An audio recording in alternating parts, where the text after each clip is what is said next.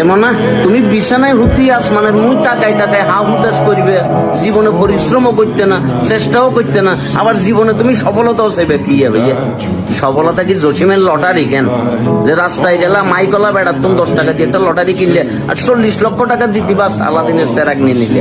না ভাইয়া, অত সোজা না জীবন। জীবন বহুত কষ্টের।